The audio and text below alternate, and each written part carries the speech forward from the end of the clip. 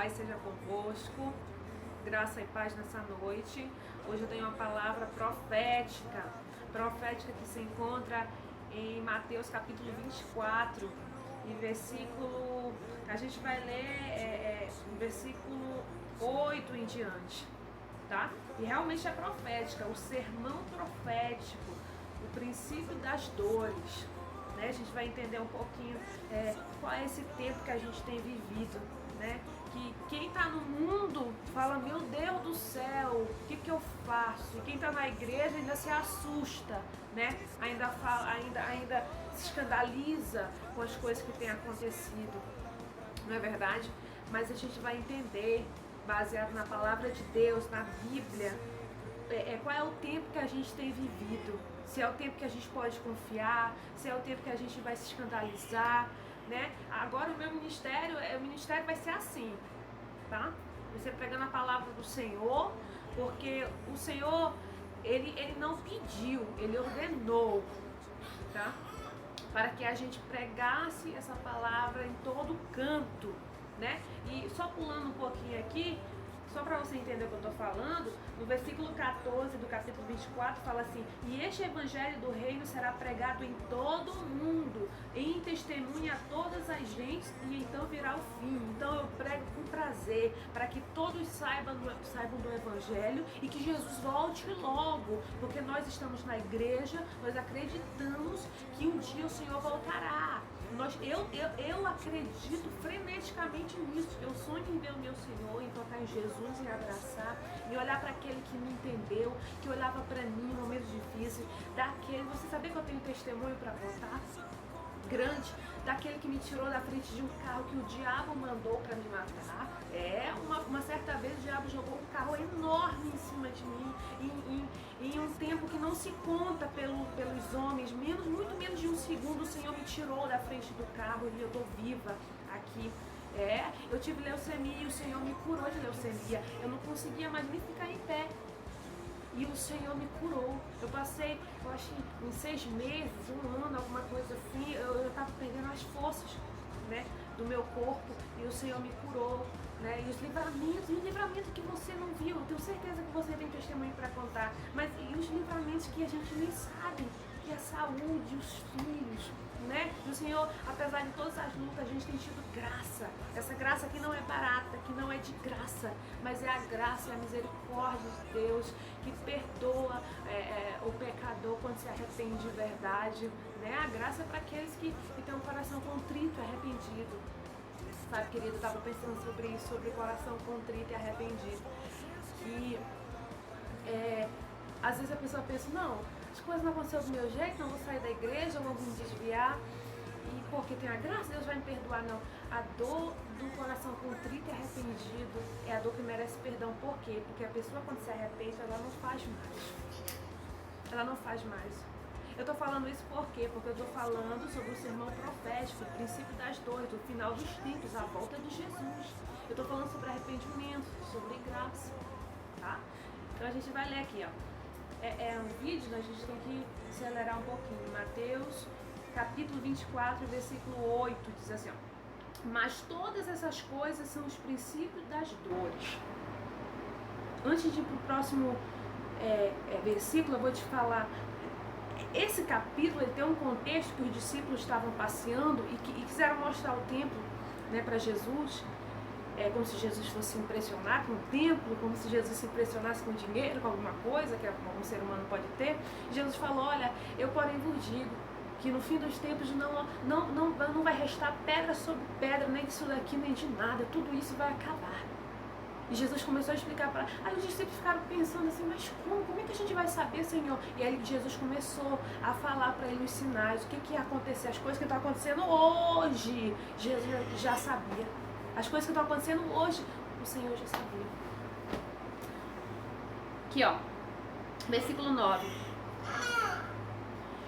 Então vos hão de entregar para seres atormentados, você cristão, que tem fé, e matar-vos-ão, e sereis odiados de todas as gentes por causa do meu nome. Tá? Então, sabia que a gente já está sendo perseguido? Hoje em dia você não pode ter opinião, né? Se você tiver opinião sobre algum caso, você é homofóbico, você tem que aceitar, você tem que levantar a bandeira. Você sabe por que eu falo isso? Porque eu já sofri isso na pele, né? Já sofri isso na pele, né? Na faculdade a gente passa por isso, né? Quando a gente fala assim, olha, você pode mudar se você quiser, Jesus te ama de qualquer forma, mas se você quiser mudar, o Senhor te dá força, não tem impossível para o Senhor, Deus vai te abençoar, e aí tu começa a sofrer perseguição por causa disso. Eu sofri isso na pele. Mas o Senhor falou, bem-aventurados são vós quando seja perseguido por causa do meu nome. E você jovem, você que é até um pastor, você é uma bênção na igreja. E por aí quando você anda, né? Você tem levado a bandeira do evangelho? Ou você tem já sem se acovardar?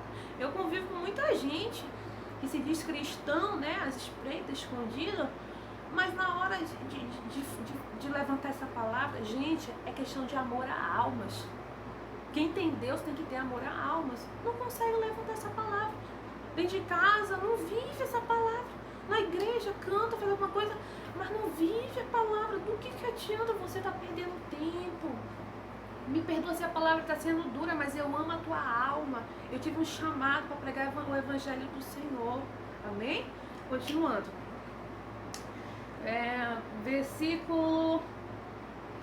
Versículo 10, nesse tempo muitos serão escandalizados e trair-se-ão uns aos outros e uns aos outros se aborrecerão.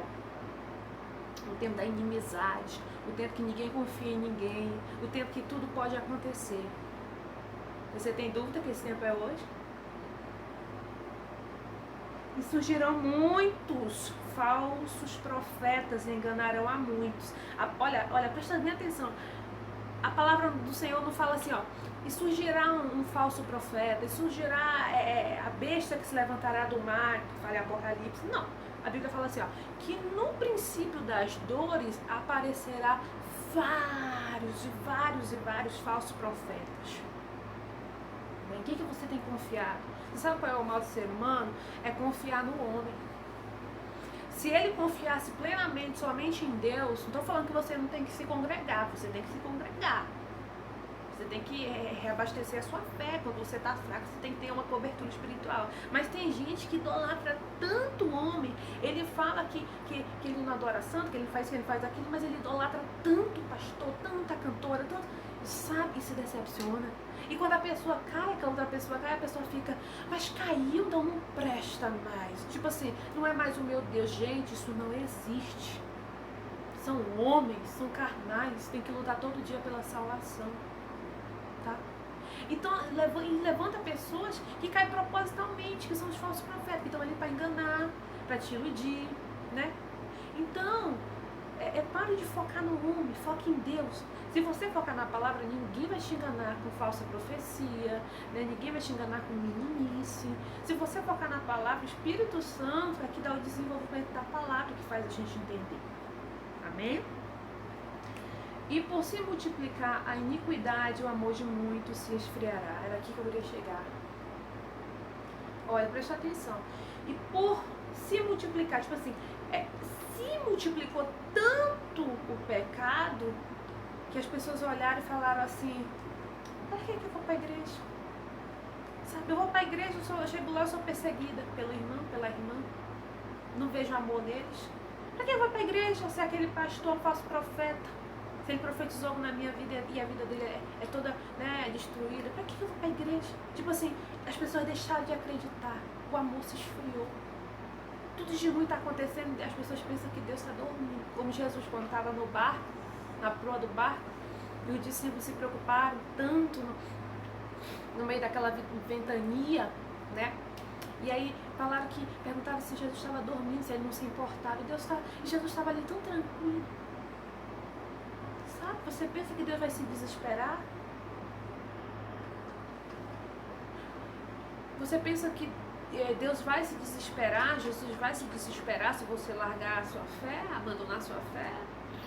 Deus, aconteceu isso, então eu vou sair do caminho. Você pensa? Você está enganado. O Senhor, o nosso Deus, ele é onipresente, ele está em todos os lugares ao mesmo tempo. Porém, Ele não tem que estar todo dia olhando para você, todo dia reerguendo as suas forças, a não ser que você clame. É por isso que acontece tanta catástrofe, tanta coisa ruim, as pessoas falam, mas cadê Deus? Mas se Deus existisse, isso não acontecia. Não clamam a Deus, Deus só está onde ele é bem-vindo. Deus não é igual Satanás que numa brecha entra para destruir tudo. Não, Deus está onde ele é bem-vindo. Né? E aí as pessoas começam a culpar Deus, porque aquilo aconteceu com o inocente, porque isso aconteceu não sei o quê. Sabe, tem mãe, tem pai que não entrega os filhos a Deus. E tem gente que só procura Deus quando está apertado. E aí quando volta a abundância, a coisa boa, abandona. Aí Deus tem que estar com você, Deus é onipresente, mas ele está onde ele quer, Deus é poderoso, é absoluto, é soberano. Né? E aí por causa dessas coisas as pessoas se esfriam, o amor se esfria. E é dentro de igreja mesmo, eu tô falando pra crente mesmo. Eu tenho um ministério de 10 anos, eu passei por muitas congregações, né? Tive experiência cantando, louvando, e a gente pode perceber isso. Versículo 13, ele fala, né? Mas aquele que perseverar até o fim será salvo, né? Quem fala que servir ao Senhor é uma coisa fácil, é uma coisa, né? Vamos lá de qualquer jeito, tá enganado. Você tem que perseverar. Como eu falei em outro vídeo, você tem que lutar pela sua salvação todo dia. Né? Tem que aguentar firme, você tem que perseverar. Olha que eu vou deixar uma palavra de ânimo para você, tá? Jeremias capítulo 1, versículo 5 diz assim: antes que eu te formasse no ventre, eu te conheci. É Deus falando. E antes que saísse da madre, te santifiquei as nações e te dei por herança. Tá? Toma posse dessa palavra. Isso daqui foi a vocação de Jeremias. Isso aí é promessa de Deus. Né? Se você tomar posse, a mesma coisa vai acontecer com você. Tá? Você lê lá em Jeremias capítulo 1, versículo 5 até o 8, você vai se surpreender, você vai se identificar. Deus que te chamou, não importa o que está acontecendo com você, não importa os levantes, não importa quem não acredita, se Deus te chamou, é Ele que se responsabiliza, amém? Apenas